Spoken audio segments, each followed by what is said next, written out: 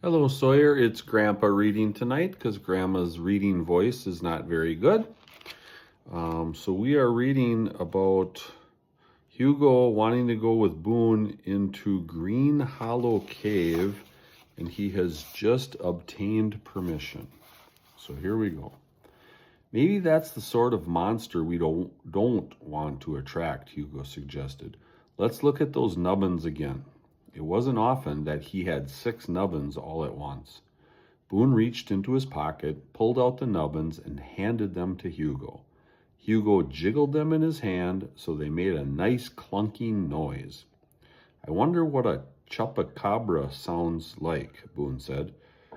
Maybe it barks like a dog, Hugo suggested. Nah, Boone said, not scary enough. A barking dog seemed very scary to Hugo, but he didn't say that. I think it would howl like this. Boone lifted his head and cried out, "Aye, aye, aye, aye, aye." There was a rustle in the thick woods in front of them. A few leaves shivered as if something had brushed against them. There was another rustle, then a snap, snap of twigs. Hugo and Boone stopped walking. "There's something over there," Boone whispered. Hugo lifted his nose in the air and sniffed. "It smells strange," he whispered. Boone sniffed the air. "All I can smell is air." Hugo wondered what it would be like not to have an excellent sense of smell. There were good and bad parts of being a human, he thought. The good parts were that you gotta have sneakers and pockets, but a bad part was that your sniffer didn't work very well. Hugo took another sniff. "It smells sort of like a Sasquatch."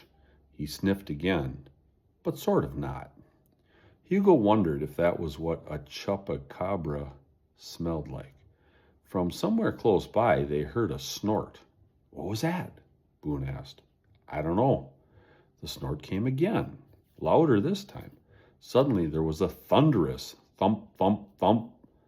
In the underbrush and through the fog, Hugo and Boone caught sight of a massive beast heading straight toward them. "Run!" Hugo shouted. Chapter 8. Rufus P. Winterberry. Hugo and Boone tore through the woods, turning this way and that, trying to escape the beast that was charging them. Whatever the thing was, it was fast. Each time they thought they dodged it, its thunderous footsteps started up again, right behind them a few seconds later. "Stop! Stop!" someone yelled. "Hugo, did you hear that?" Boone asked breathlessly as they ran. "Stop!" "I think someone needs help," said Hugo. "Stop!"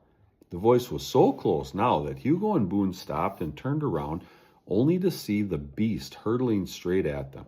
It was very tall, with a droopy snout and 2 enormous antlers.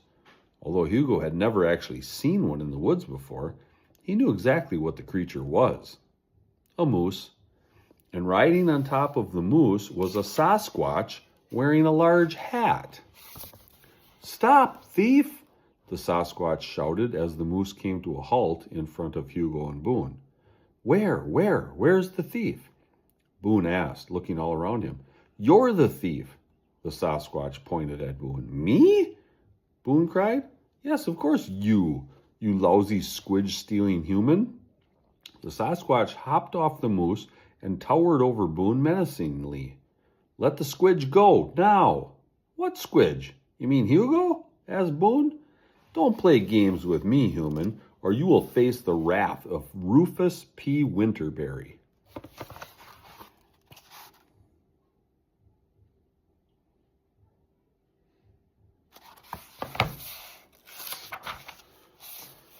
"Who's Rufus P. Winterberry?" Boone asked. "I'm Rufus P. Winterberry," the Sasquatch replied. He was an old Sasquatch with gray patches of hair on his elbows and knees, but he looked strong. "I'm Boone," Boone said in a friendly way. He held out his hand for Mr. Winterberry to shake. This seemed to confuse the Sasquatch. He hesitated for a moment, then reluctantly shook Boone's hand. You have good manners for a thief." "He's not a thief," said Hugo. "Boone is my best friend." "Best friend?" Mr. Winterberry stared at them in surprise. A Sasquatch and a human? He snorted. Impossible. Who ever heard of such a thing? Who ever heard of a Sasquatch riding a moose? Hugo snapped.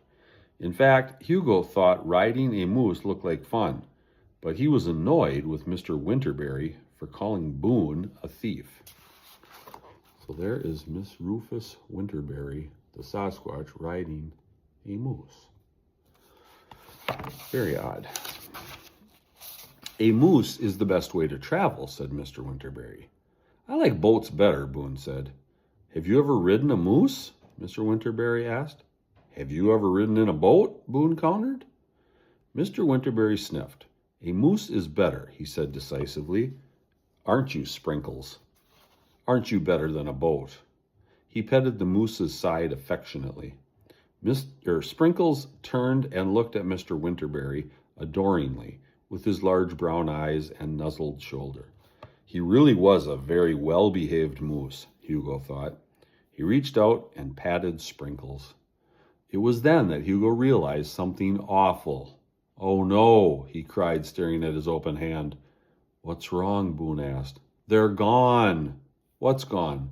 Our nubbins, Hugo wailed. Our nubbins are gone. Are nubbins money? Yes. Okay. All right. That's the end of that chapter. And here he is, looking in his empty hand. Okay, there you have it. Chapter 9 is next. Hopefully Grandma will feel better to read that tomorrow. Have a good night. Love you, Sawyer. Bye.